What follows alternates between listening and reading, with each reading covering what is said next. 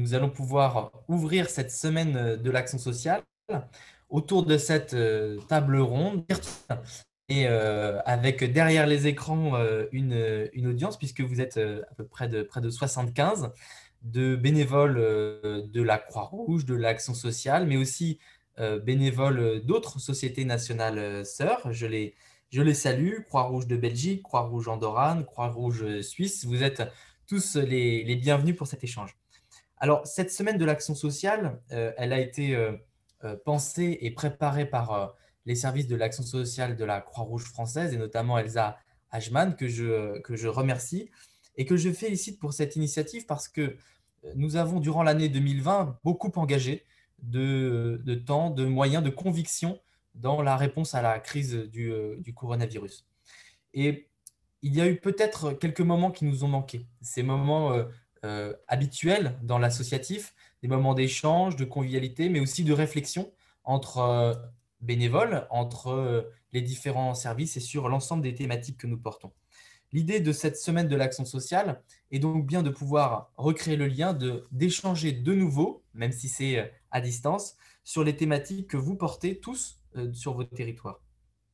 Ce matin, nous allons évoquer le constat, nous allons évoquer avec nos intervenants les différentes actions qui ont été menées par la Croix-Rouge française, mais aussi par nos Croix-Rouges invités sur l'année 2020. Et puis, nous essaierons de dessiner aussi un panel des besoins qui vont advenir, qui vont arriver dans les mois à venir, et puis les moyens aussi que nous pourrons mettre pour y répondre.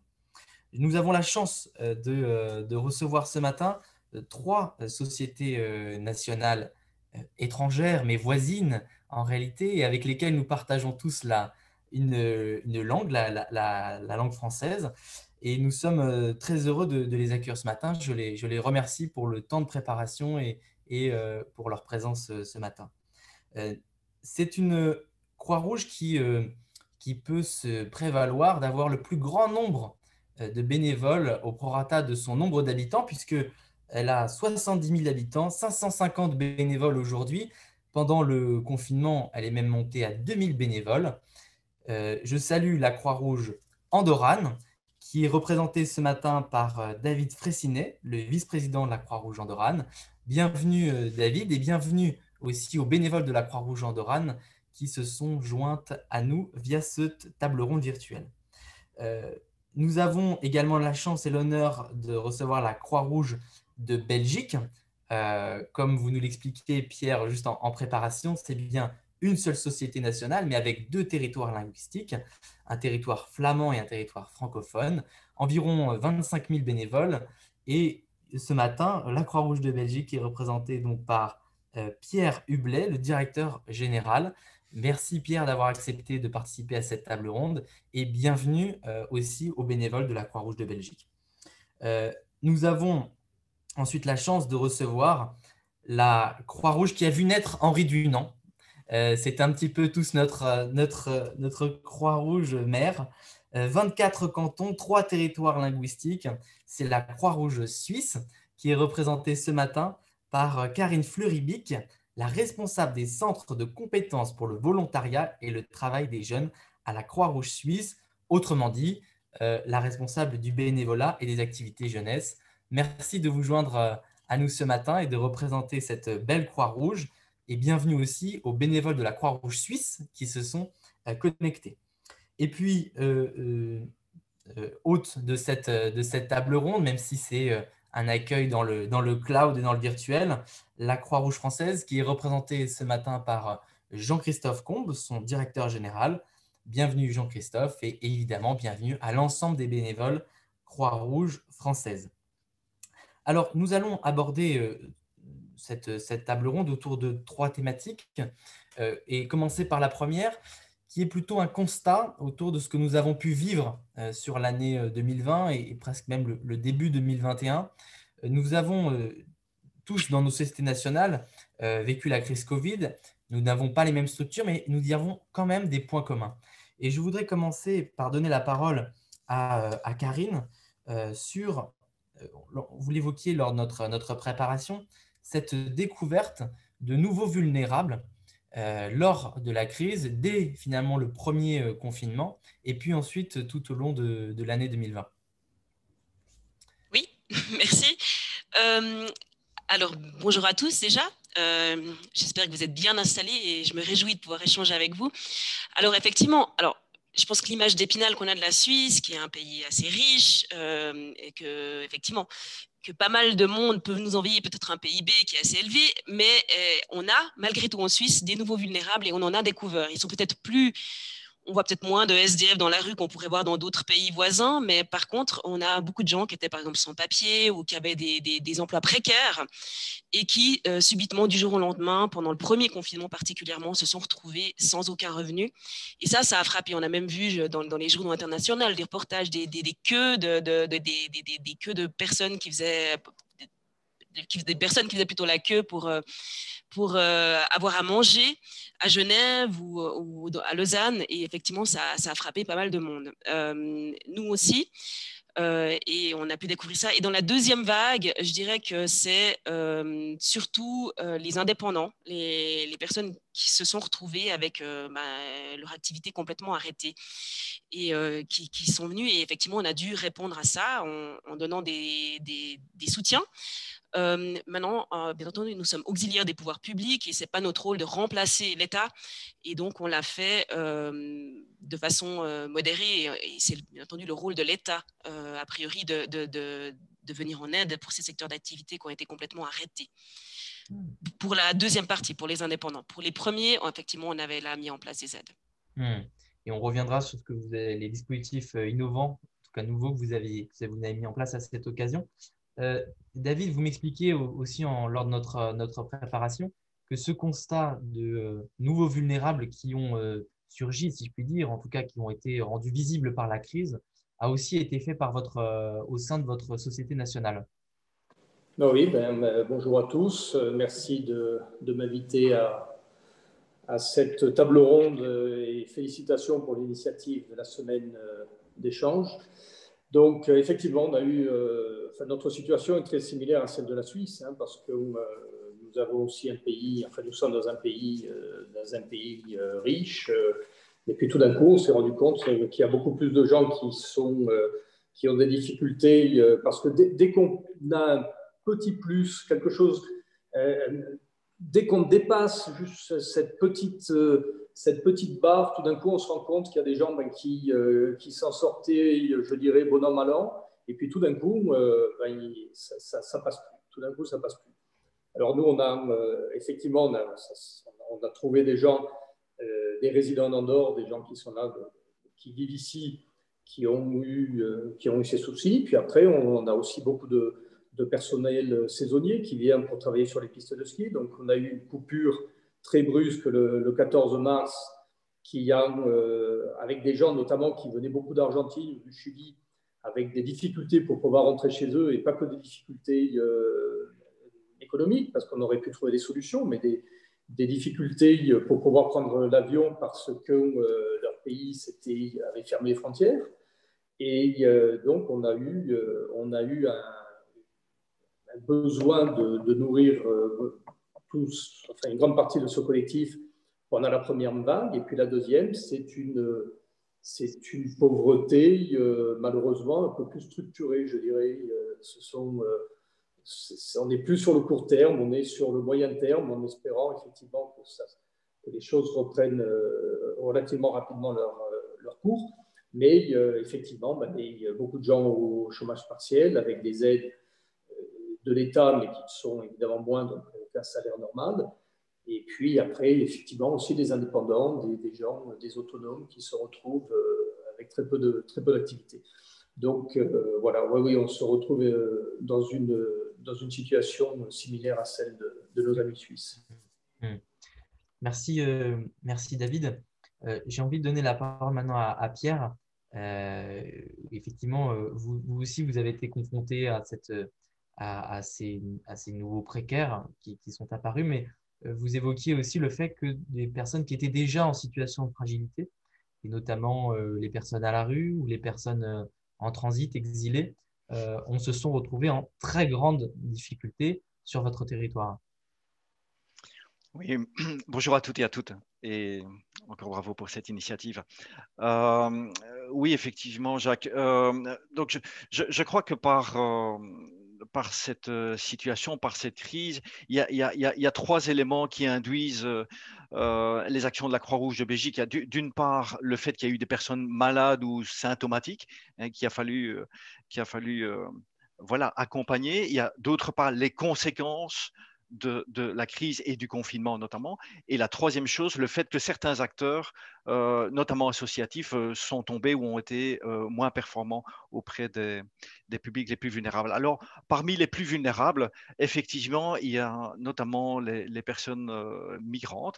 La Croix-Rouge de Belgique travaille et accompagne les demandeurs d'asile, mais il y a toute une frange de la population qui vit dans la clandestinité, qui est presque invisible, j'ai envie de dire, et qui sont les migrants en situation irrégulière, administrative irrégulière. Des personnes qui ont été déboutées ou des personnes qui sont des migrants en transit et qui qui ne demandent pas, si vous voulez, l'intégration en Belgique pour pouvoir partir le plus souvent vers la Grande-Bretagne. Et donc, ces personnes, évidemment, sont le plus souvent en dehors de tout système social, bien que la législation européenne, notamment, oblige les États à poser des actes humanitaires. Et là, inévitablement, il y a un manque de présence de l'État belge, alors que voilà, lui-même est déjà en train d'essayer de faire au mieux pour le reste de la population. Et donc, clairement, la Croix-Rouge de Belgique, de par des maraudes spécifiques, maraudes sanitaires, maraudes alimentaires, maraudes pour distribution de moyens de protection, centres d'hébergement spécifiquement pour les personnes en situation symptomatiques ou malades du Covid. Voilà, ce sont des initiatives que nous avons prises. J'ai envie de dire, spécifiquement pour ce public-là, mais avec le principe d'impartialité que nous avons voulu imposer au pouvoir public qui nous finançait. Et donc, il n'y a pas de demande, par exemple, de carte d'identité à l'entrée du centre d'hébergement, de par notre principe fondamental que nous avons pu imposer. Mmh.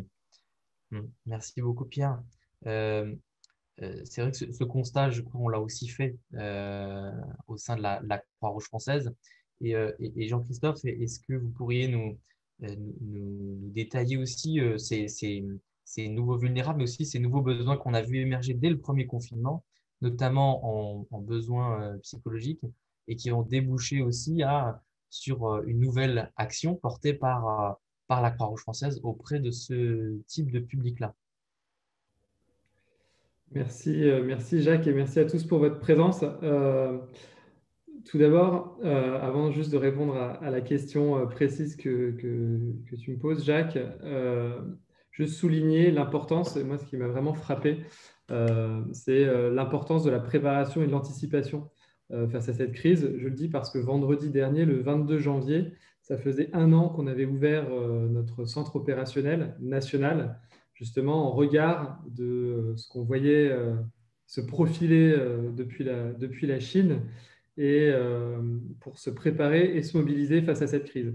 Et ça, c'était très impressionnant parce que c'est un peu la force de l'expérience de nos organisations, savoir se mobiliser, se préparer face à l'imprévisible et parfois face à ce qui n'arrive pas. Et là, malheureusement, les choses sont arrivées. Alors, qu'est-ce qu'on a constaté face à cette crise? Plusieurs choses. La première, la nécessité d'une adaptation face à la crise sanitaire et une adaptation forte de l'ensemble de nos activités.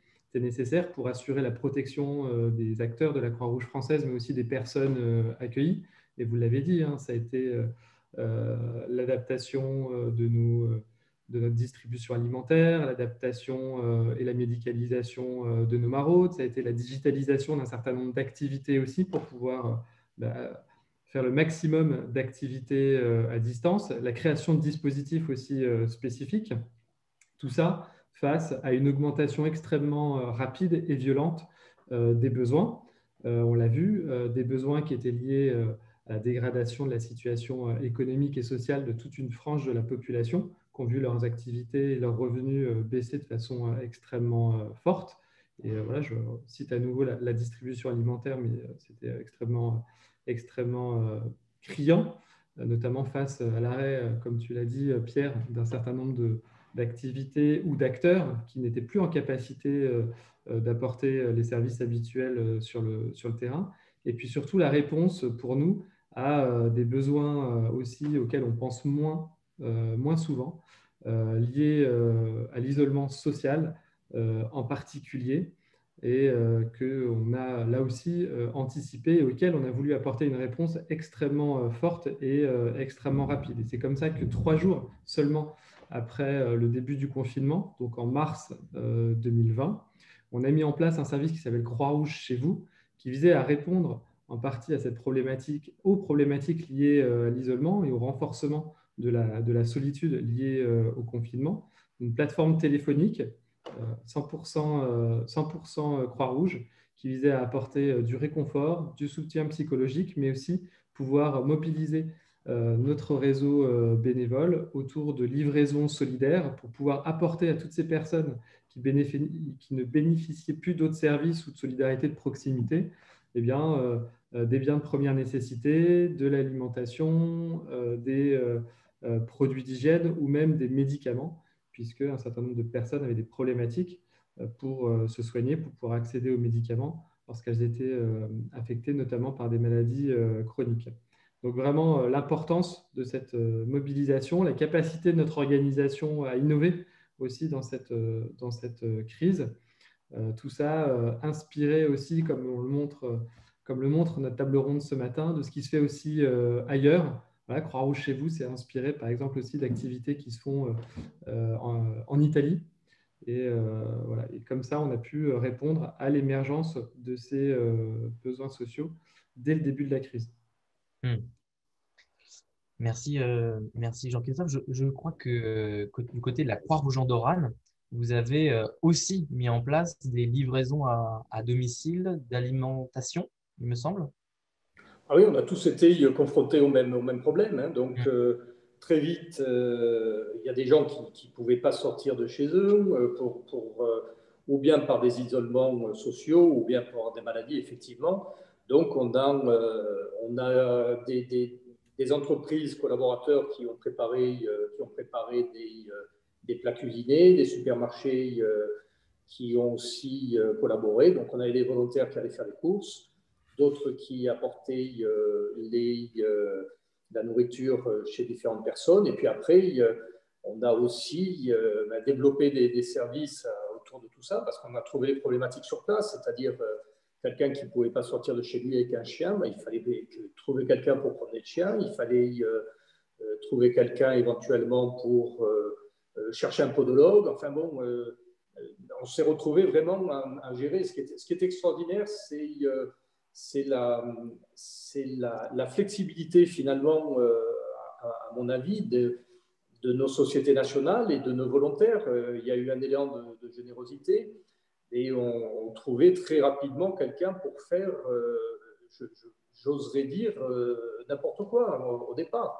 Donc effectivement, nous concrètement, on a nourri beaucoup de gens et donc, toujours pareil, on a eu aussi cette nouveauté, effectivement, des gens qui étaient en rupture de contrat de travail, donc en rupture de permis de séjour. Et donc, on a géré tout ça sans pression de l'administration. Ça s'est fait naturellement, et sans doute le fait que nous soyons 70-75 000 habitants dans le pays, ça facilite énormément les contacts et la réactivité. Merci Pierre, merci David, pardon. Je précise aussi à toute notre audience que si vous souhaitez poser des questions sur les sujets que nous abordons, vous pouvez le faire via le chat et elles seront ensuite posées à nos intervenants. Donc surtout, n'hésitez pas. Donc ce système de conciergerie mis en place côté Croix-Rouge française, aussi côté Croix-Rouge en Orane et aussi du côté de la Croix-Rouge de Belgique, a aussi été mis en place chez vous en Suisse, Karine, avec une petite différence, c'est que vous aviez un outil que les personnes que certaines personnes que vous accompagnez portaient sur elles, c'était l'alarme Croix-Rouge, et donc vous l'avez aussi utilisé dans le cadre de ce nouveau dispositif. Alors, ce n'était pas forcément lié par rapport aux courses. Par contre, en partie, en fait, c'est effectivement des bénéficiaires de l'action. On a en Suisse une alarme, un petit bouton. Alors après, technologiquement, ça peut évoluer. Hein, il est peut-être un peu vieux. C'est très traditionnel en Suisse. Hein. C'est un petit bouton que les personnes qui vivent seules chez elles peuvent utiliser si elles ont un malaise. Et après, ça actionne directement vers des téléphones d'urgence. Ça peut être soit la centrale d'alarme de la Croix-Rouge, soit des proches qui pourraient intervenir si la personne est tombée ou comme ça.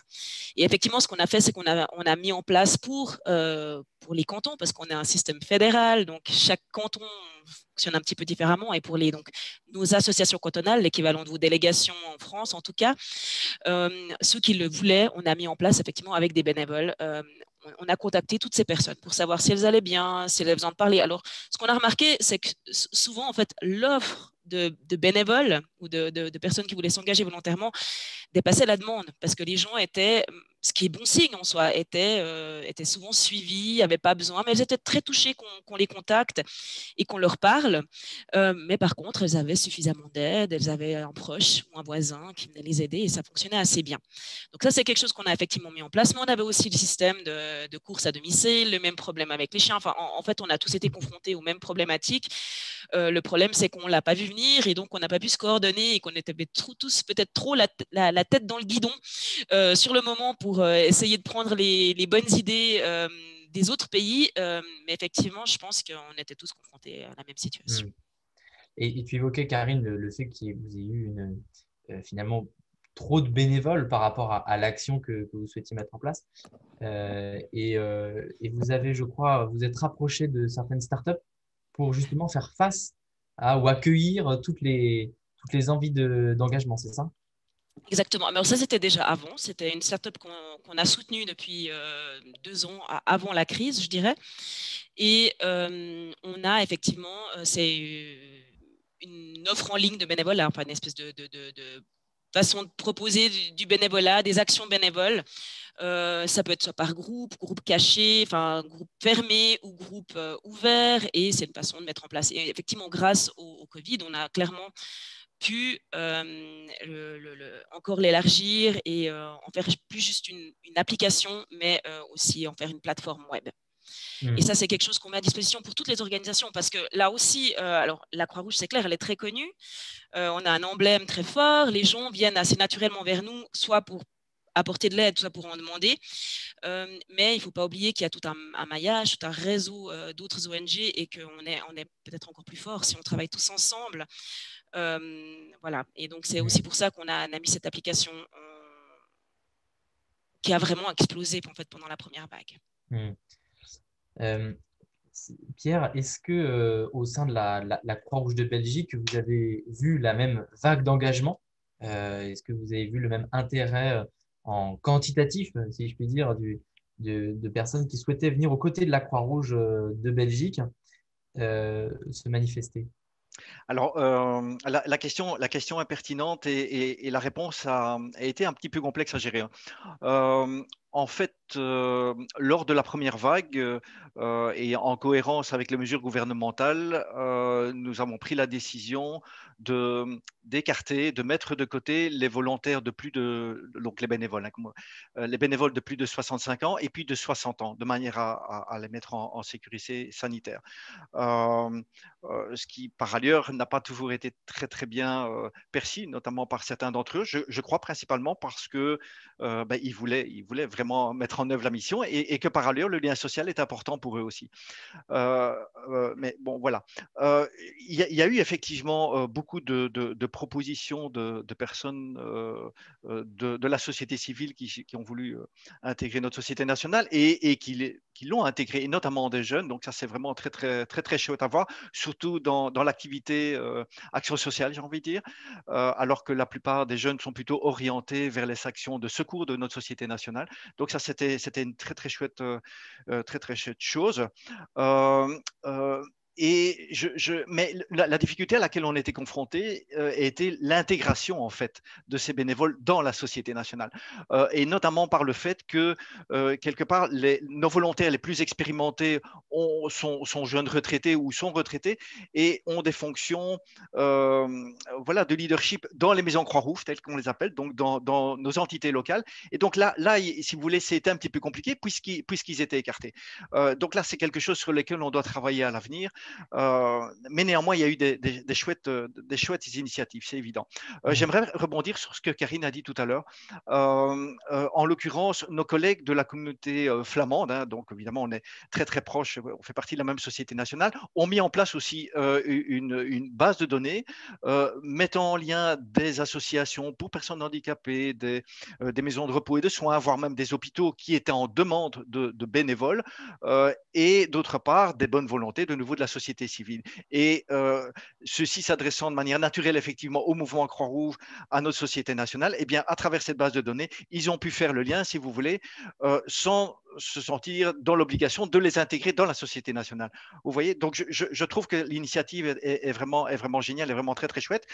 Du côté francophone, nous étions sur le point de développer cette initiative.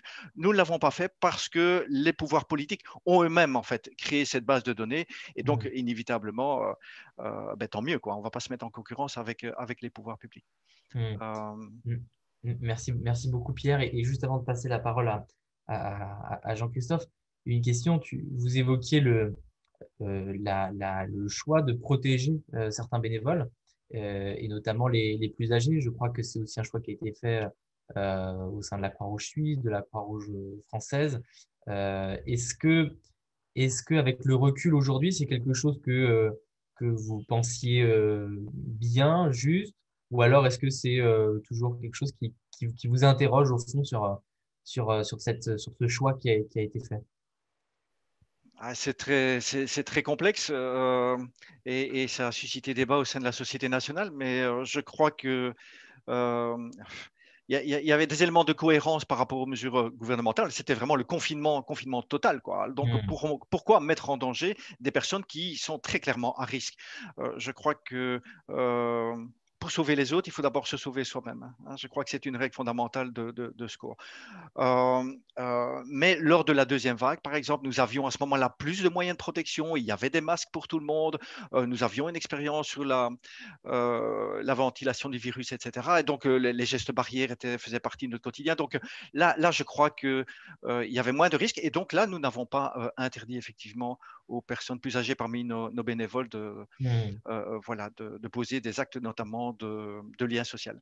Je crois par ailleurs que nous devons très clairement au niveau de la Société nationale Croix-Rouge de Belgique réfléchir, mais vraiment en profondeur, sur des nouvelles formes de volontariat. Le volontariat d'un jour, le volontariat avec des jeunes, pouvoir s'engager comme volontaire pendant un mois et puis quitter la Société nationale. Il faut que nous soyons beaucoup plus agiles, beaucoup plus flexibles, beaucoup plus dynamiques, alors que nous étions, je trouve, et encore maintenant, on doit progresser dans une gestion, je ne vais pas dire statique, mais structurelle, d'intégration, parcours de formation des volontaires, parcours d'intégration, etc. Ici, je crois qu'il faut pouvoir intégrer la société nationale en quelques heures et voilà, poser des actes de solidarité quand la société, la société est vraiment en situation de crise, de catastrophe. On doit être beaucoup plus agile. Merci beaucoup Pierre pour cette réponse à la question qui est effectivement très, très, très compliquée. Et je crois que personne a exactement la bonne réponse qui peut convenir à tout le monde. Jean-Christophe, sur le sujet de l'engagement, je crois que la Croix-Rouge française a aussi connu une recrudescence de personnes qui se sont rapprochées pour proposer leur service. Est-ce qu'on les a accueillis? Est-ce qu'elles ont toutes pu avoir une réponse à leur envie d'agir, ou est-ce que finalement le besoin n'était pas là? Et puis, deuxième volet aussi pour répondre en écho à ce que vient de dire Pierre sur les personnes qui ont été protégées pendant le confinement et qui étaient à responsabilité. Est-ce que là-dessus aussi tu peux nous partager quelques éléments?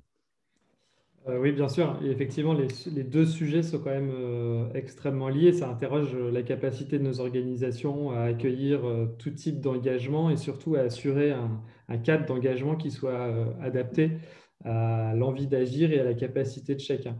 Je vais répondre tout de suite à la question des personnes fragiles ou vulnérables au sein de nos organisations. Moi, j'ai aucun regret sur les décisions que nous avons prises. Effectivement, je pense qu'elles sont cohérentes avec les différentes mesures sanitaires qui ont été prises au niveau national.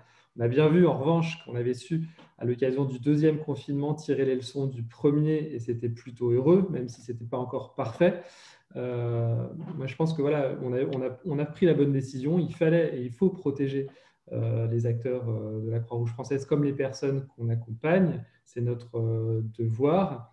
En revanche, il faut le faire, il faut mettre les formes et puis il faut le faire de façon positive. Parce que je regrette plutôt du premier confinement et de cette mesure, c'est sa brutalité et la façon dont on l'a présentée, où finalement on rendait incapable d'agir toute une partie et toute une frange en fait de nos bénévoles, qui sont quand même extrêmement nombreux au sein de notre organisation. Alors qu'en réalité, et on l'a vu à l'occasion du deuxième confinement et même au cours du premier confinement, quand on sait adapter ou faire évoluer les différentes missions, on peut, même à domicile, rendre entre guillemets, utile tous les bénévoles qui devaient rester chez eux. Donc, je pense qu'il y a plutôt une question d'accompagnement et d'approche face à ces décisions qu'on a prises. On a bien vu, encore une fois, qu'il y avait tout un tas de besoins et d'actions pour lesquels on avait vraiment besoin de toutes ces personnes, même à domicile. Mais on a encore des efforts à faire, je pense. Pour revenir à l'engagement pendant la crise, effectivement, c'était aussi l'une des missions de Croix-Rouge chez vous, de pouvoir accueillir en fait cette vague d'envie d'agir pendant la crise, et notamment pendant le premier confinement. C'est plus de 10 000 propositions de bénévolat qu'on a reçues au premier semestre 2020, avec effectivement la difficulté pour nous de les intégrer. On a eu des besoins ponctuels, hein, notamment pour répondre aux demandes de livraison solidaire de Croix-Rouge chez vous, ou venir nous aider tout simplement dans nos actions quotidiennes. La vraie difficulté, c'était de pouvoir les intégrer, les former aussi, parce qu'il y a certaines missions qui nécessitent quand même une formation extrêmement importante. Et je pense notamment, on n'en a pas encore parlé parce que c'est la semaine de l'action sociale, mais on a évidemment tout un pan de nos activités, notamment en matière de sécurité civile, qui visait à renforcer les hôpitaux, à faire du transport de malades, à lutter contre l'épidémie, mais dans une approche plus sanitaire. Et donc ça nécessite quand même de la formation avant d'être intégré. Et on a mesuré quelque part le manque, je le dis un petit peu franchement, mais le manque d'ouverture aussi de nos unités locales sur le terrain et de leur capacité à intégrer de nouvelles équipes, de nouvelles têtes, de nouvelles envies d'agir pendant toute cette période. Alors que par ailleurs, et vous l'avez très bien dit, on avait vraiment besoin de bénévoles pour pouvoir répondre aux besoins et à l'augmentation de nos activités et aux besoins opérationnels. Donc, on a un vrai sujet. Et tout ça, ça se recoupe hein, avec un certain nombre de chantiers qu'on conduisait depuis plusieurs années. On a un projet en fait au sein de la Croix-Rouge française qui est celui de la création d'une plateforme de l'engagement, justement pour pouvoir assurer une meilleure réponse à cette envie d'agir, de pouvoir mieux coordonner les parcours d'intégration, de formation et d'engagement de l'ensemble des parties prenantes de la Croix-Rouge. L'idée, c'était de se dire aussi que le bénévolat est une forme d'engagement, qu'il y en a d'autres et qu'on doit être en capacité de les accueillir et de les coordonner et quelque part de les mettre en musique. Voilà, on a des donateurs, on a des entreprises partenaires, on a des personnes accompagnées aussi qui aujourd'hui s'impliquent de plus en plus et qu'on implique de plus en plus dans la réflexion et dans l'action au sein de nos organisations. Et donc, il fallait qu'on soit en capacité de mieux les connaître, de créer des parcours qui soient adaptés et qu'on puisse leur proposer des parcours adaptés à leur envie, à leur capacité, à leurs besoins. Et tout ça, de façon complètement transversale au sein de notre organisation. Donc, c'est ce qu'on est en train de travailler. Je pense que ça ne sera pas complètement opérationnel avant la fin de la crise, malheureusement. Mais la crise aussi nous a permis d'accélérer les choses et puis de mieux apprendre aussi sur l'évolution de ces comportements et de nos besoins. Parce que je pense qu'on en parlera tout à l'heure, mais dans la perspective de ce qui viendra après, il faut qu'on puisse se doter de ces capacités-là dans l'avenir. Oui, merci Jean-Christophe. Tout à l'heure, David nous expliquait que effectivement l'engagement à la Croix-Rouge Andorrane avait aussi explosé pendant le confinement en montant jusqu'à 2000 bénévoles. Et on voit là la pertinence dans toutes les réflexions que vous portez aussi d'avoir peut-être quelque chose de partagé, des outils partagés puis sur cette capacité d'accueillir de nouveaux bénévoles et ensuite de les faire entrer dans l'action de terrain, si je puis dire. Peut-être passer sur le troisième volet de notre réflexion, toujours autour du constat, qui est la relation avec les pouvoirs publics. La Croix-Rouge n'est pas une association comme les autres, on a l'habitude de le dire, et c'est vrai. Elle entretient des relations tout à fait singulières avec chaque société nationale. Et j'ai trouvé très marquant lors de la présentation de notre échange ce que Karine vous nous avez expliqué au sein de la Croix-Rouge suisse, où vous avez eu un rôle très proche de l'État suisse, du gouvernement suisse, en contribuant très fortement à les aider pour trouver les premiers équipements de protection et notamment les masques.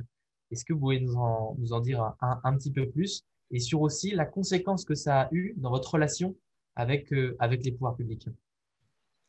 Wow, vaste question. Mais juste avant, j'aimerais bien quand même dire un mot, parce que le bénévolat, c'est mon domaine par rapport au bénévolat, repenser le bénévolat et aussi d'où l'importance de considérer aussi le bénévolat informel, le bénévolat de voisinage, qui sort peut-être un peu des structures qu'on connaît traditionnellement. Et je pense que là, on a vraiment un rôle à jouer. Voilà, je clôt le sujet, on pourra en discuter après.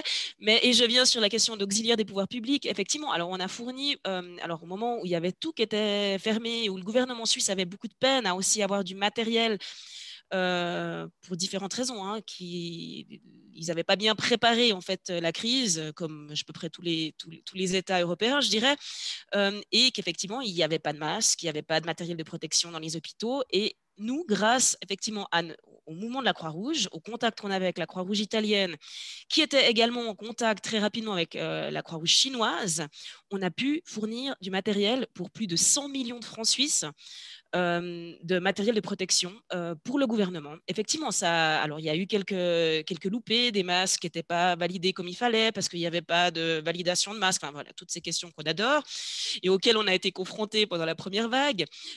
Mais effectivement, ça nous a rapprochés du gouvernement. Après, il faut savoir qu'au niveau de la Suisse est un État fédéral, donc effectivement, on a une réponse à la crise aussi fédérale. Et donc, au niveau national, on a, je dirais, dans l'ensemble, un contact assez proche.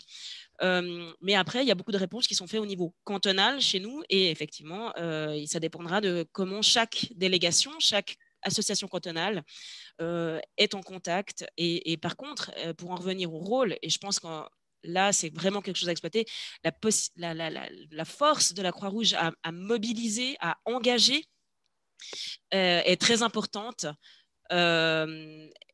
pour penser notre rôle en tant qu'auxiliaire des pouvoirs publics.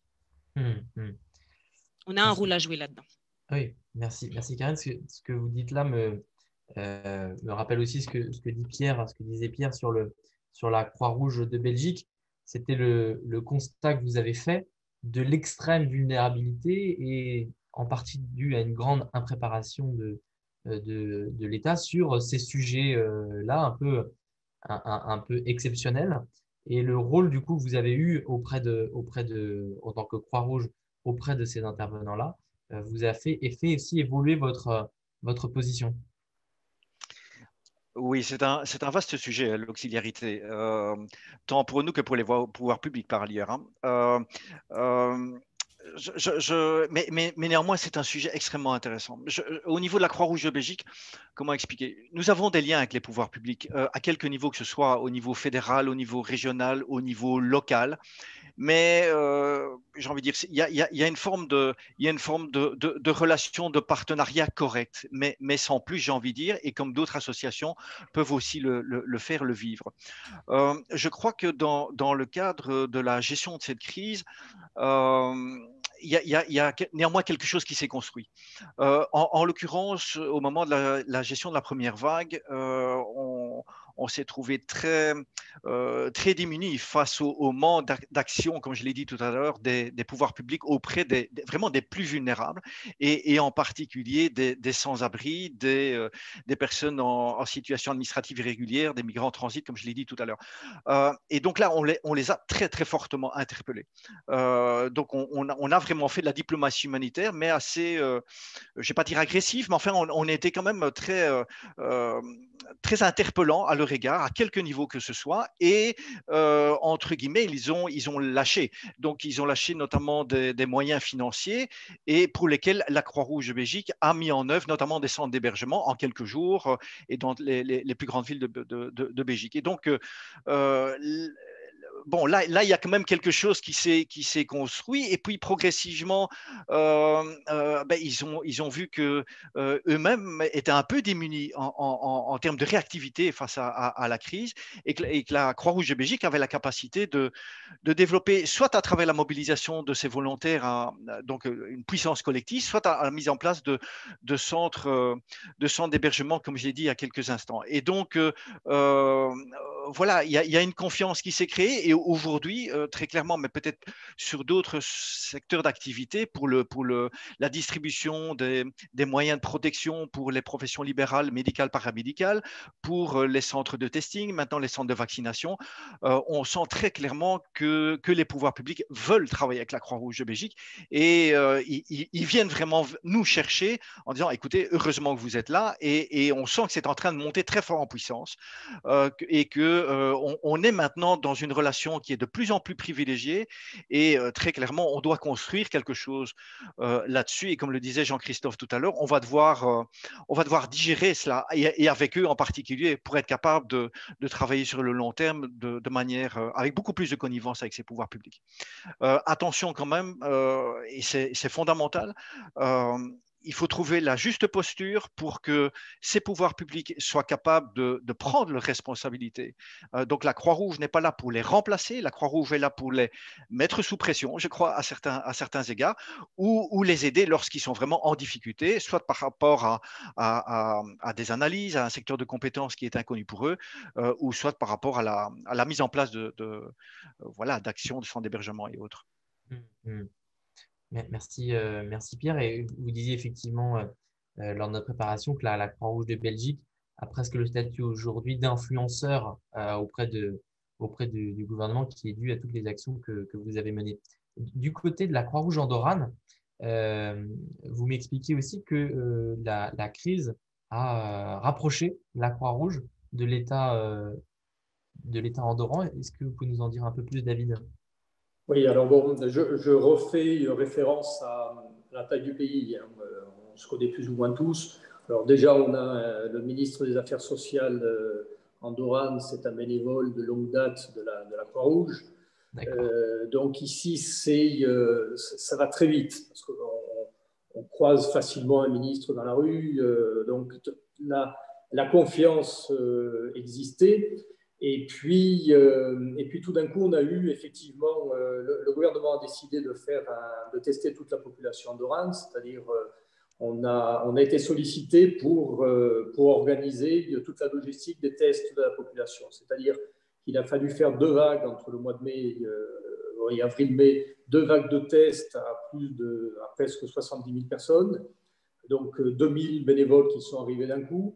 Donc, je fais un peu référence à ce que disait Pierre. Effectivement, on avait exactement les les mêmes problématiques de savoir les cours qui devaient être faits avant qu'un bénévole puisse s'intégrer, etc., etc. Tout ça, ça a disparu. Tout ça, ça a disparu. Donc ça, c'est une bonne chose. On n'a plus à penser à tout ça. Et donc, effectivement, on s'est retrouvé à un moment venu où on a même un peu l'impression que le gouvernement, la première réaction, c'est téléphoner à la Croix-Rouge. On a un souci, donc on téléphone à la Croix-Rouge et ça marche. Alors, c'est vrai aussi qu'une société nationale peut être beaucoup plus flexible qu'une administration parce qu'une administration a ses cadenas, alors que nous, on en a beaucoup moins. Donc ça, d'un côté, ça s'est bien passé.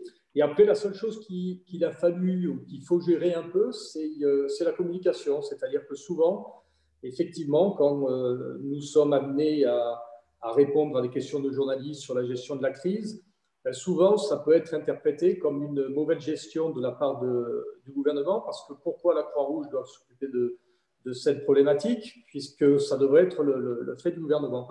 Mais bon, on y arrive. Et puis, c'est vrai aussi que d'un autre côté, ça permet aussi, comme disait Pierre, de forcer un peu la main et de mettre tout le monde devant ses responsabilités.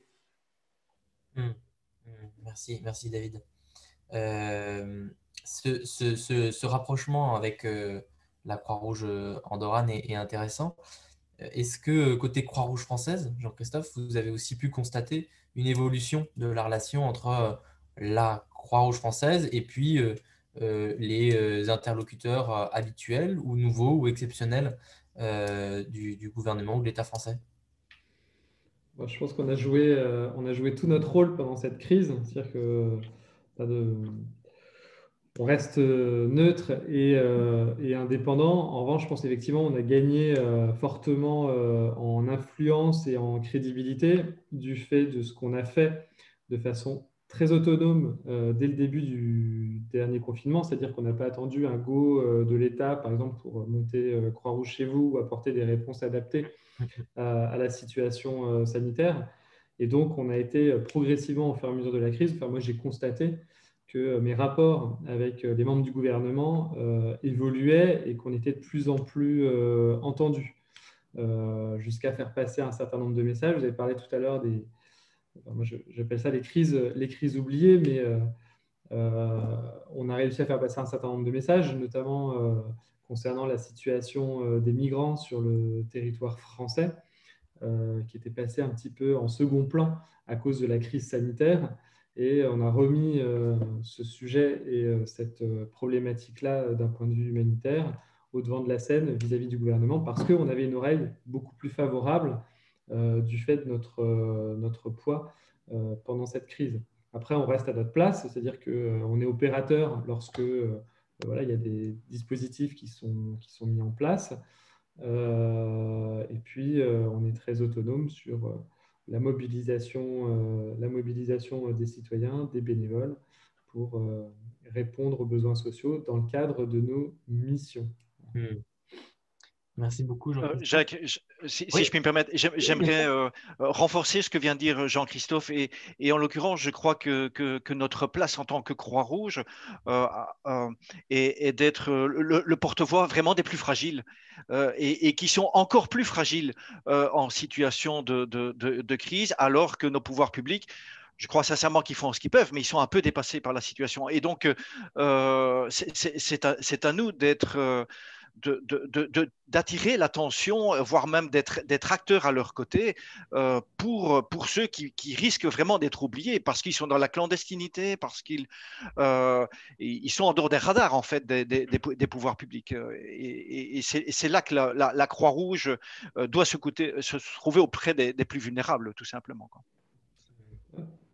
Oui, je voudrais rajouter deux choses. La première, c'est que paradoxalement, j'ai l'impression qu'on a une meilleure mémoire institutionnelle parfois que l'État et de fait du gouvernement. C'est-à-dire qu'on a apporté aussi, et moi je l'ai vu tout au long de la crise, une expérience et un regard sur des situations anciennes ou plus récentes. Enfin, voilà, l'expérience de notre engagement à l'occasion de la grippe H1N1, par exemple.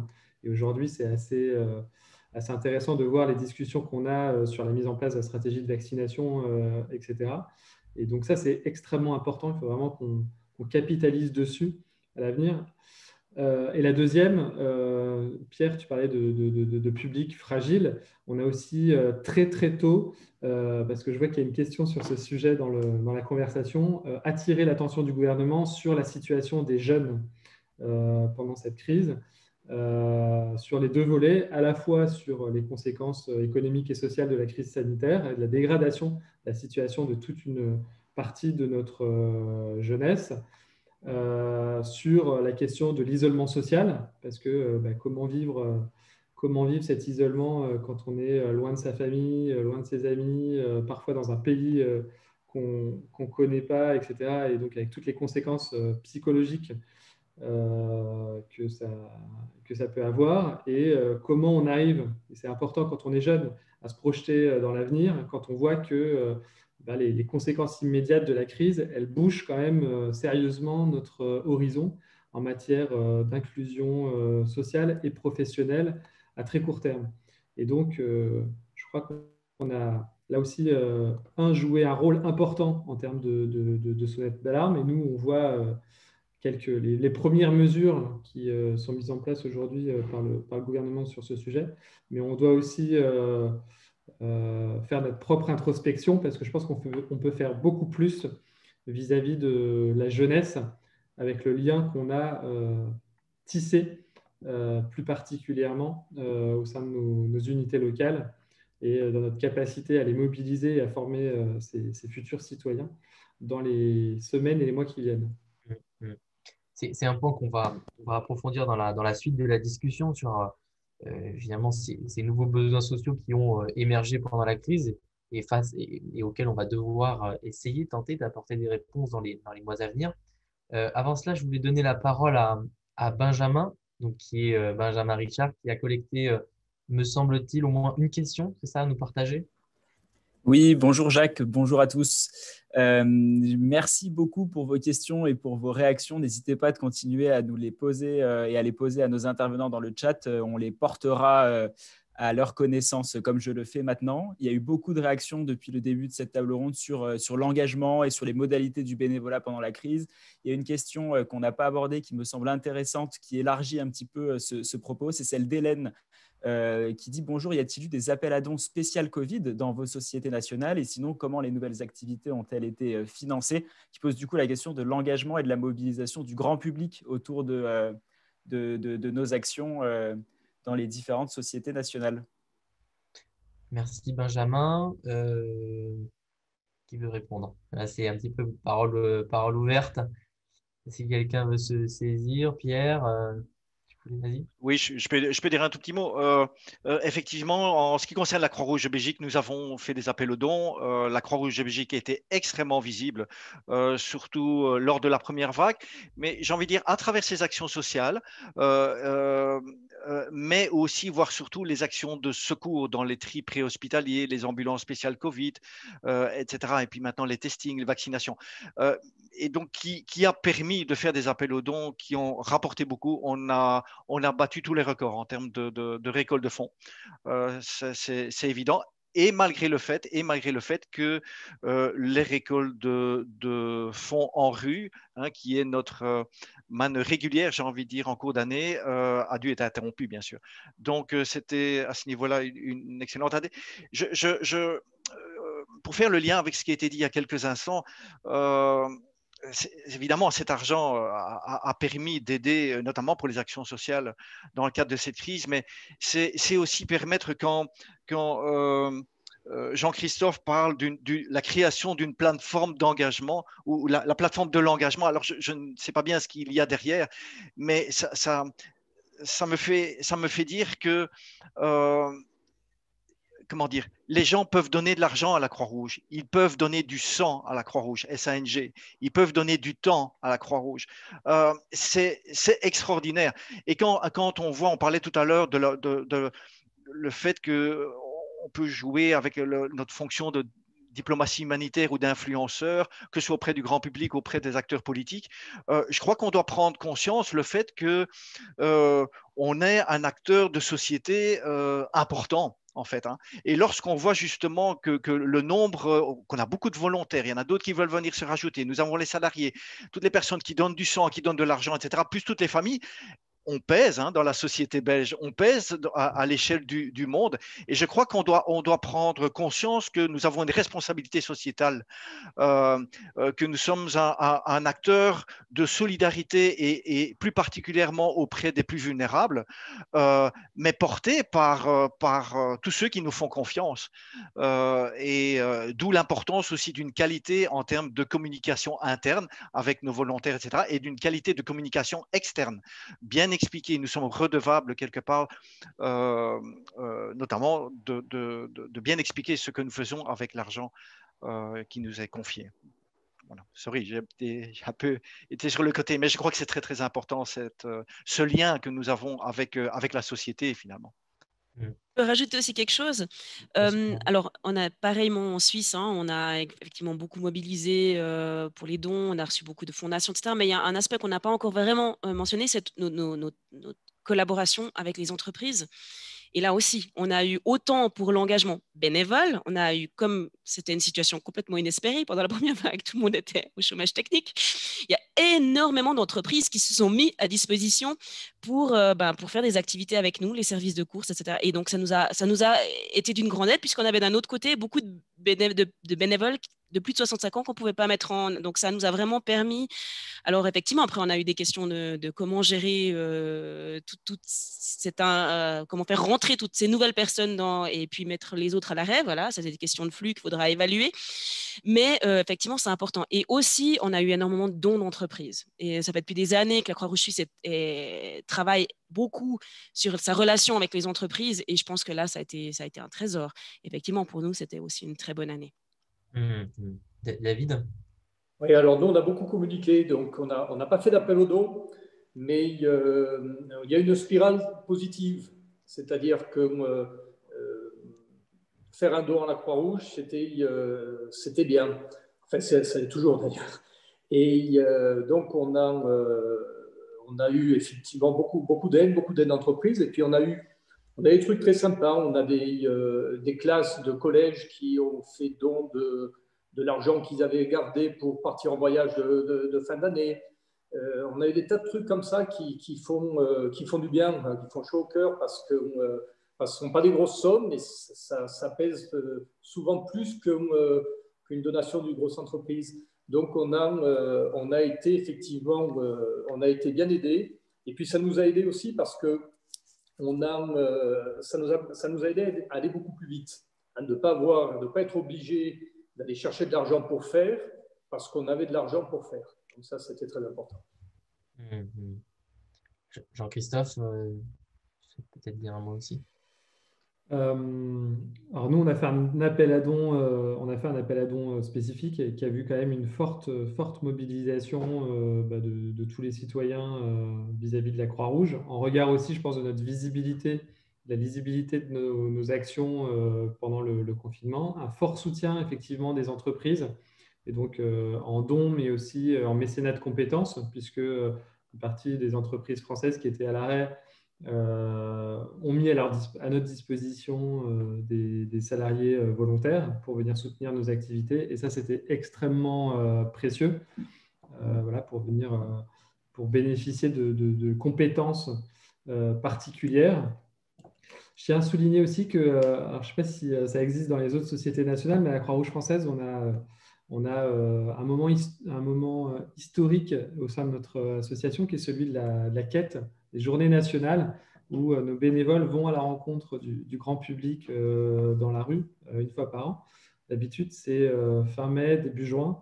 Donc cette année, ce n'était pas possible avec la crise sanitaire. On l'a reporté début septembre et on a fait ça début septembre. Donc sous une forme classique ou sous une forme adaptée. On a notamment essayé de développer des canaux de collecte un peu originaux. Enfin, on a fait du crowdfunding, on a fait du don par SMS.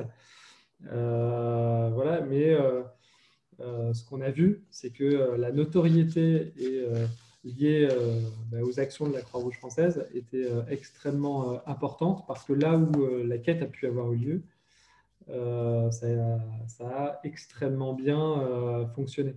Et la question, et pour répondre à Pierre, c'est l'objectif de la plateforme d'engagement. En fait, c'est comment on a un engagement multicanal au sein de notre organisation, comment on transforme le don en engagement bénévole, comment on transforme le soutien en numéraire des entreprises en mécénat de compétences et en engagement dans nos activités plus importantes.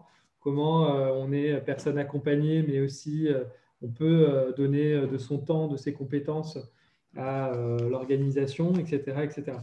Donc, c'est vraiment comment on coordonne l'ensemble de ces parcours, de ces capacités, de ces possibilités d'engagement au sein de l'organisation. Et puis, je reviens sur ce qu'a dit Karine, parce que c'est extrêmement important. On a effectivement aussi développé tout un tas d'actions liées à du bénévolat plus informel. C'est l'ouverture aussi de nos organisations, de sortir des formes classiques de bénévolat liées à l'adhésion ou pas, d'avoir du bénévolat léger. Et c'est notre responsabilité de mobiliser l'envie d'agir de n'importe quel citoyen au quotidien. Et on sait que pendant le confinement, ça a été extrêmement précieux de pouvoir mobiliser la solidarité de proximité.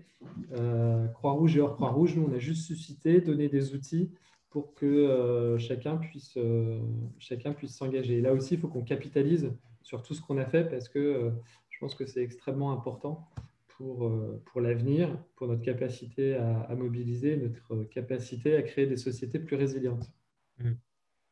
Et merci Jean-Christophe. On reparlera de l'importance de l'engagement bénévole aussi comme moyen de réponse aux nouveaux besoins qui émergent.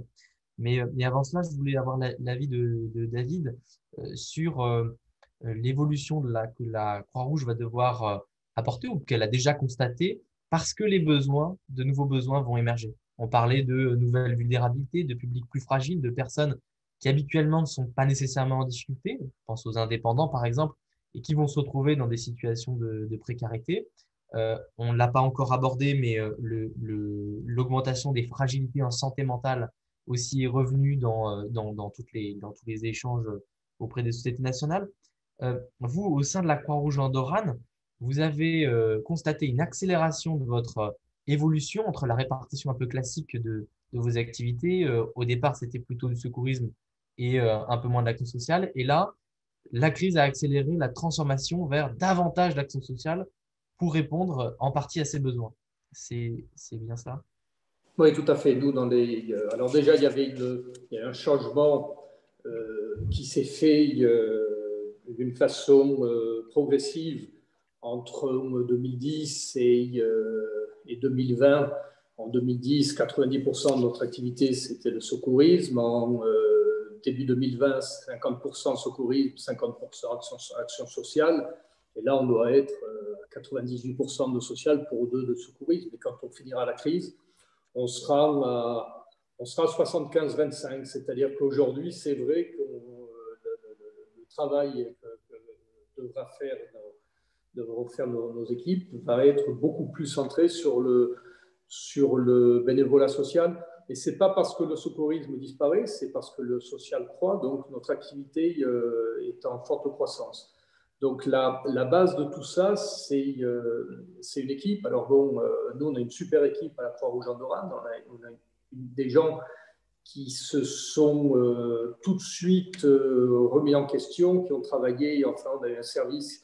Alors, ce n'était pas du tout le cas avant, hein, c'est le cas de grandes sociétés nationales, mais on a été présent 7 jours sur 7, 24 heures sur 24.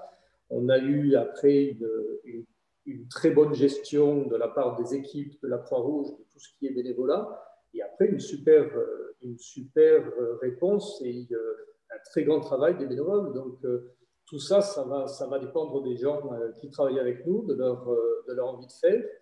Et c'est ça qui va aussi obliger les sociétés nationales à changer, je pense. Alors, ça va être beaucoup plus simple dans une petite société nationale où on a un accès très, très direct à de nombreux volontaires. Mais c'est vrai qu'on est un peu sous une pression positive de gens qui nous disent « mais on a vu, on est allé chez monsieur un tel, madame un tel, il leur manque ceci, il leur manque cela, on pourrait faire quelque chose. Et puis tout d'un coup, ça ne reste pas sur une action individuelle, c'est un besoin qui crée un nouveau service. Donc, on a dû s'adapter progressivement à des changements. Le Covid a été un énorme accélérateur, malheureusement. Et puis maintenant, il va falloir il va falloir sans doute arrêter de sprinter, mais continuer à courir. Continuer à courir. A priori, on est effectivement plus dans un marathon que dans un sprint. Karine, j'aimerais avoir votre retour sur la Croix-Rouge suisse parce que vous avez constaté une augmentation de certains besoins et notamment en santé mentale. On parlait tout à l'heure des étudiants. Jean-Christophe évoquait effectivement la difficulté aujourd'hui d'être étudiant, d'avoir une année étudiante en étant derrière son ordinateur, éloigné de sa famille, de ses parents et même de son lieu de scolarisation. Euh, vous, la vision que vous portez au sein du département de pilotage des bénévoles, c'est aussi de se dire que le bénévolat, si on arrive à l'accueillir, si on arrive à créer des communautés où finalement toutes les envies d'agir peuvent être intégrées, c'est aussi un moyen de répondre aux besoins qu'on vient d'évoquer. Exactement. Enfin, notre rôle en tant que Croix-Rouge, il existe en Suisse déjà énormément de plateformes téléphoniques qui étaient déjà avant, donc le Covid, sur la santé mentale, sur l'aide au suicide, enfin pour des gens, voilà, il y a on a pas mal d'activités qui existent. Notre rôle, c'est pas de concurrencer cela, bien au contraire. Par contre, on pense que le bénévolat est une très bonne façon de se sentir mieux et d'être heureux aussi, d'être plus heureux peut-être. Je pense qu'on connaît tous ce phénomène pour l'avoir pratiqué nous-mêmes. Je pense que là, la Croix-Rouge a un rôle à jouer en étant justement ouvert. Et c'est effectivement ce que je vois aussi dans le chat. C'est compliqué des fois pour un groupe de bénévoles qui est déjà constitué de devoir s'ouvrir, des gens qui ne connaissent pas, qui n'ont pas été formés la même chose, etc. Mais je pense qu'on a aussi un rôle à jouer là-dedans. Si chacun peut trouver son rôle, on répond également à la crise de cette façon-là. Et donc, je pense que c'est un aspect à jouer. On peut le faire de différentes façons. Nous, on a énormément d'activités qui sont passées en mode virtuel, je pense comme vous tous. Et là, peut-être, il y a moyen d'ouvrir le bénévolat, de repenser les engagements. Quand je parlais de repenser le bénévolat, je pense qu'on a beaucoup à faire là-dessus, et notamment alors avec le bénévolat de voisinage. Mais pas que. Je pense que nos situations nationales sont des fois un peu trop rigides. Il faut 100 heures de bénévolat pour faire telle activité. Ça va pas, ça correspond plus à la réalité du quotidien de nos concitoyens. Je pense que nos concitoyens ont besoin de s'engager peut-être 20 minutes, 30 minutes depuis leur canapé. Et ça doit être aussi OK. Il n'y a pas besoin d'avoir badgé à la Croix-Rouge pendant toute la journée pour être considéré comme un vrai bénévole. Et on peut le faire pendant 2 heures, pendant une année, et c'est tout aussi valable. À nous de trouver les engagements qui conviennent. Oui, et en préparation, vous me disiez, finalement, en faisant du rigolo, on va arriver à proposer quelque chose, à emmener les gens aussi dans autre chose. Et Oui, à alors répondre peut-être. on est plutôt dans le ludique, effectivement. On ne va pas être dans le soutien psychosocial, puisque d'autres le font déjà, mais on est plutôt dans du ludique pour que les gens se sentent bien, que ce soit bénévole, vulnérable, peu importe. Au final, on n'a pas besoin de coller des étiquettes, on est justement dans la participation. Et peut-être qu'avec ça, dans le cadre donné par la Croix-Rouge, par nos stratégies, par nos plans d'action, tout ce qu'on veut, eh ben, on peut trouver les moyens de faire des choses ensemble. Et c'est ça qui est important. Jean-Christophe, sur ces nouveaux besoins sociaux qui émergent, alors certains dispositifs qui ont été créés par la Croix-Rouge française répondent à une fragilité mentale ou un soutien nécessaire à domicile, par exemple avec Croix-Rouge chez vous. Mais est-ce que parmi ces nouveaux besoins, il y en a quelques-uns qui semblent, selon vous, extrêmement importants auxquels il faut qu'on soit très attentif dans les mois à venir et comment les bénévoles qui nous regardent aujourd'hui, ceux qui sont dans l'action sociale, peuvent commencer peut-être à réfléchir ou à faire évoluer leur action autour de ces nouveaux besoins? C'est une question très large. Là, on est sur les besoins en santé mentale et je pense qu'il ne faut pas sous-estimer les conséquences de la crise sanitaire sur la santé mentale de la population et de tout un chacun, parce que je pense qu'on est tous concernés à un degré ou à un autre par ces questions. À rappeler qu'effectivement, dans nos organisations, on avait déjà des activités qui étaient très structurées sur ces questions-là. La Croix-Rouge française, c'est Croix-Rouge écoute et Croix-Rouge écoute les détenus. On n'a pas parlé des personnes sous main de justice, mais voilà, dont les conditions d'incarcération ou d'isolement ont été quand même particulièrement dégradées avec la crise. Et Croix-Rouge écoute, qui est là un dispositif de téléphonie sociale ancien au sein de notre organisation, qu'on a développé, qu'on continue de développer et de faire monter en puissance. Et je tiens à souligner leur engagement et leur capacité à évoluer pendant cette crise. Sur les besoins sociaux de façon générale, je pense qu'il faut qu'on travaille tous, et j'invite chaque bénévole à réfléchir à la suite, à ce que certains appellent au sein de nos organisations le mystère social ou l'inconnu qui va venir à l'issue de cette crise. On a parlé des jeunes. Je pense qu'on a, encore une fois, j'insiste beaucoup là-dessus, une vraie responsabilité par rapport à ça. Je pense que ça doit nous interroger aussi sur l'évolution de l'engagement des personnes vulnérables au sein de nos organisations et la façon dont on est beaucoup plus inclusif. Ça doit nous interroger aussi sur le regard qu'on porte vis-à-vis de ces personnes, des personnes plus âgées, des personnes en situation de handicap au sein de nos organisations. Je disais, c'est le changement de regard qui s'est quand même opéré entre le premier et le deuxième confinement, entre une approche par l'incapacité à une approche par la capacité justement de ces personnes à nous apporter d'autres choses au sein de nos organisations. Et ça, c'est extrêmement important. Et puis, après, il y a tous les horizons de crise qui vont venir. Je ne sais pas, Jacques, si vous voulez que j'ouvre ce sujet-là à ce moment-là, mais voilà, c'est ce qu'on ressent quand même, c'est que face à toutes ces incertitudes, face à des horizons de crise multiples, économiques, sociaux, liés au changement climatique, liés aux tensions aussi, à la forte polarisation de nos sociétés, un besoin de protection énorme qui se fait aujourd'hui et qui s'exprime au sein de la population.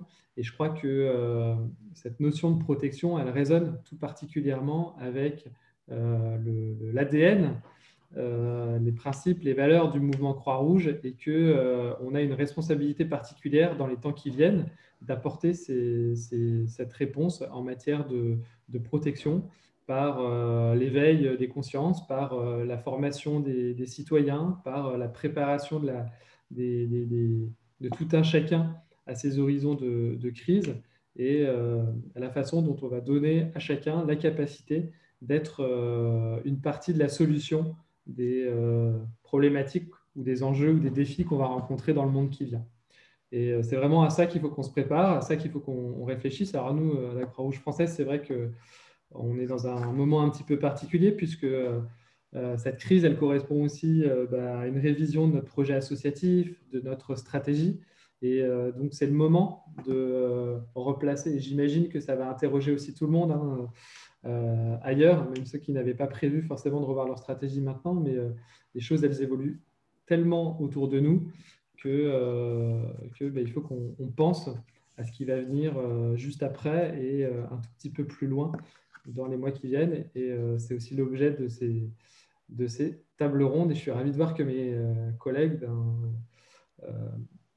considèrent également que ce temps, il est important, il est utile, il est nécessaire pour qu'on puisse être pertinent dans les semaines et les mois qui viennent. Merci Jean-Christophe. Je crois que Benjamin souhaitait poser une question. Benjamin, je te donne la parole. Oui, merci Jacques. On a toujours beaucoup de réactions. Merci beaucoup pour vos retours. Celles qui reviennent pas mal et qui me semblent intéressantes que l'on n'a pas abordées sont celles d'une perspective plus mouvement, plus internationale. On a notamment 2 questions. Une qui dit certains pays sont confrontés à des crises économiques, humanitaires antérieures au Covid, notamment en Amérique du Sud ou en Afrique, où des départements français de l'Union européenne sont présents aussi. En tant que société sœur, comment allez-vous les accompagner à faire face à cette nouvelle crise? Donc la question de la coopération entre sociétés nationales du mouvement. Et on a une autre question qui nous vient d'Elsa qui dit qu'elle partage mutualisation des constats, réponses et rétextes de la crise avec les autres sociétés nationales européennes et dans le monde. Quel rôle et mobilisation spécifique du mouvement? Voilà, des questions très larges mais qui vous concernent tous. Je vous laisse voir qui se sent d'y répondre. Allez, je vais y aller. Bon, moi, d'abord, il y a énormément de travail qui a été fait par la Fédération internationale et par le Comité international. Hein, donc, je ne vais pas revenir sur le rôle de chacun parce que c'est pas le moment. Mais donc, il faut savoir qu'effectivement, il y a eu un effort international solidaire très important qui a été fait comme d'habitude, hein, par les grandes sociétés nationales et par des sociétés nationales. Et moi, je me suis permis de commencer à parler parce que c'est beaucoup plus simple pour nous, Andorrans, qui sommes qui sont beaucoup moins actifs à l'international, parce que les 3 autres intervenants, ce sont des superpuissances, quoi, au niveau société nationale. Là, je tire mon chapeau. Je lève mon chapeau et je tire ma révérence. Et donc, toujours est-il qu'il y a énormément de choses qui ont été faites. Il y a énormément de choses qui ont été faites donc par la fédération et par les sociétés nationales directement. Ça a été effectivement accéléré, exacerbé, un peu comme toujours. Donc là, je me suis permis de prendre un peu la parole parce que je participe à plusieurs réunions donc au niveau européen, où on travaille du fait de notre situation géographique en Andorre. Donc on est tourné vers le nord, on est tourné vers le sud.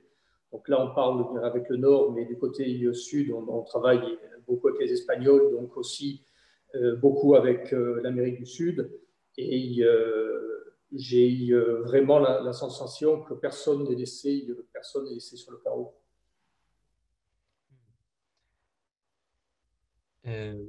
Karine, je te voyais hocher de la tête. Vaste question. Alors effectivement, la Croix-Rouge s'est assez engagée à l'international. Nos appels aux dons ont été... on fait toujours moitié-moitié. Moitié pour le national, moitié pour l'international. Donc, il y a aussi une bonne partie des dons qu'on a reçus qui ont été aussi engagés pour nos activités régulières à l'étranger. Et effectivement, elles étaient bien entendu, comme pour nous, marquées par le Covid. Donc je dirais que ça s'est rentré dans des projets qui ont été modifiés à l'international. Je ne sais pas exactement lesquels parce que ce n'est pas mon domaine. Je suis désolée, mais effectivement, il y a toutes nos activités ont été marquées par le Covid à l'international, bien sûr. Et je pense qu'effectivement, il y a des vulnérabilités qu'on voit chez nous, et je pense que dans ces pays, il y a des vulnérabilités encore plus marquées qu'on voit même pas, puisqu'ils n'ont même pas en fait les statistiques sur sur qui a le Covid, ou peut-être aussi parce que les populations sont plus jeunes, il y a peut-être plus d'asymptomatiques. Enfin voilà, mais il y a, à mon avis, beaucoup de problèmes dans les hôpitaux et besoin de soutien. Donc oui, la réponse est là, c'est évident. Pierre? Oui, peut-être pour ajouter à ce que vient de dire Karine, il y a clairement, donc la Croix-Rouge Belgique, bien sûr, est en appui aux sociétés nationales, principalement Afrique centrale et Afrique de l'Ouest. Alors, il y a effectivement la gestion sanitaire de la crise par les sociétés nationales avec des ministères de santé qui sont souvent très, très faibles.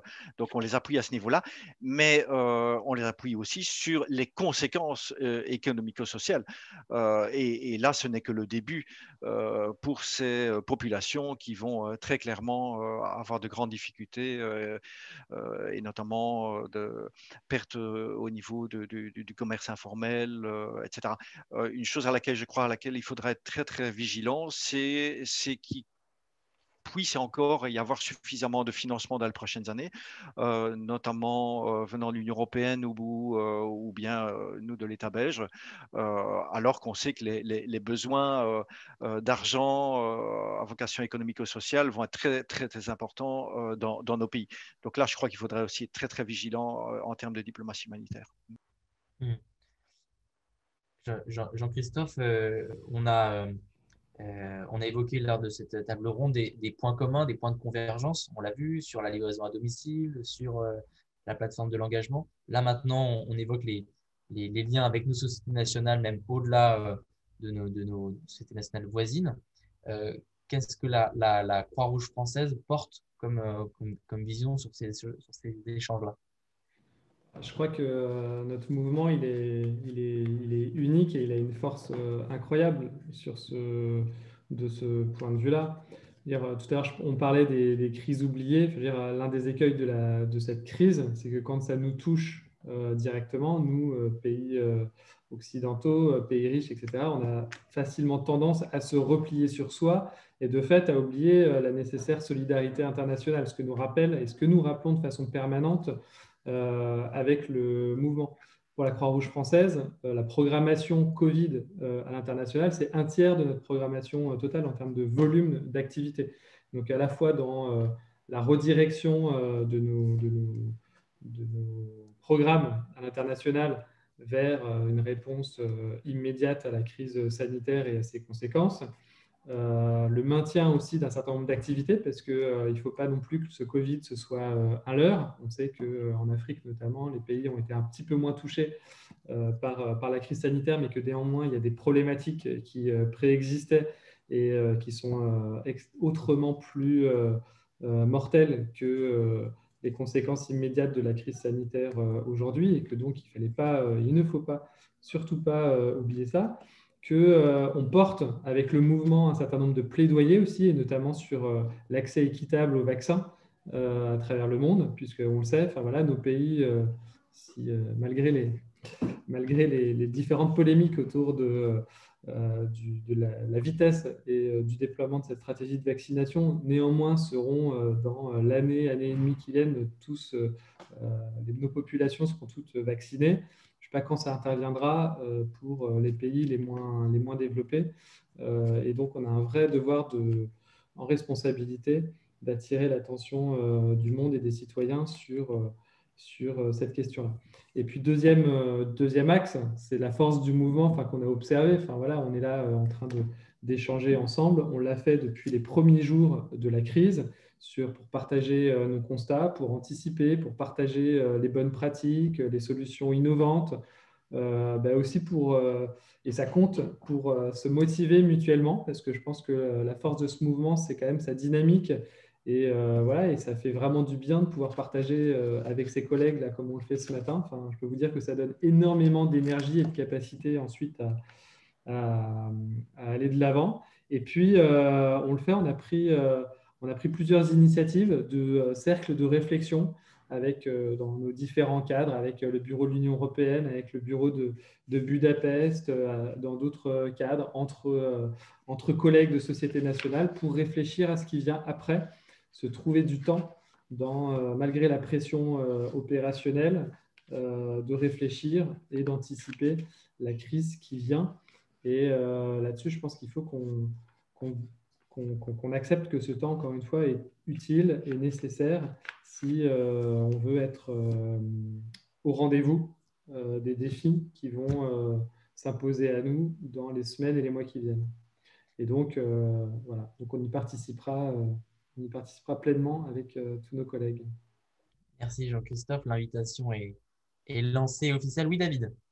Oui, moi je veux juste m'excuser parce que j'ai un compromis là à 11h pile, donc je vais devoir vous laisser. Je suis vraiment désolé. Je regarderai l'enregistrement de la fin de l'émission un peu plus tard.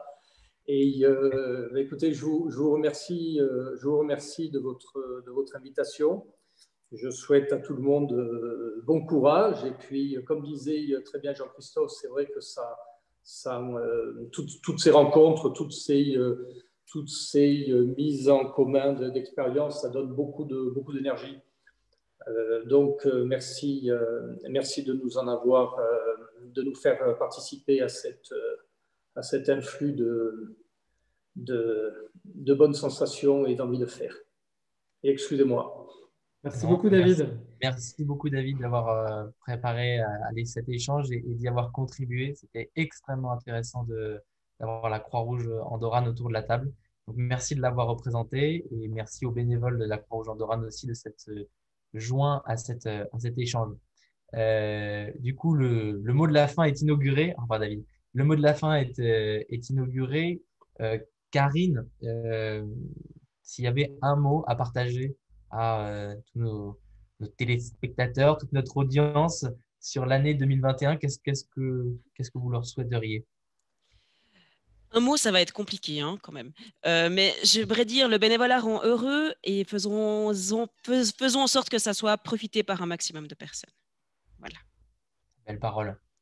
Euh, Pierre, aussi le mot de la fin. Alors, c'est quand on a préparé notre échange, vous avez sorti de votre bibliothèque, juste derrière vous, le livre de Jean-François Mattei, ancien président de la Croix-Rouge, ancien président de la Croix-Rouge française, qui parle du bénévolat et de l'importance du lien social.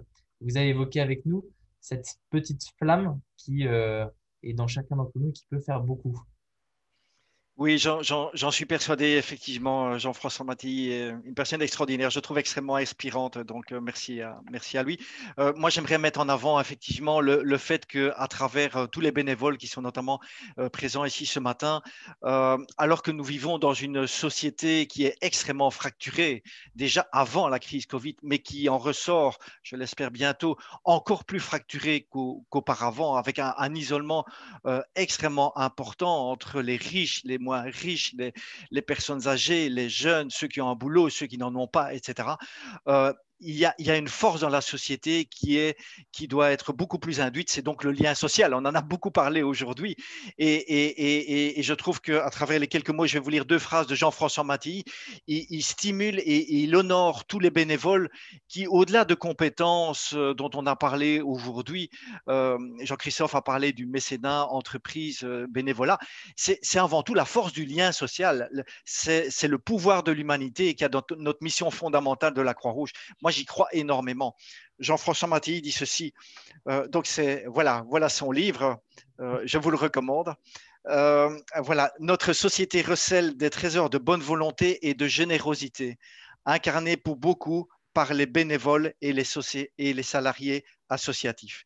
Ils sont les anonymes de notre système.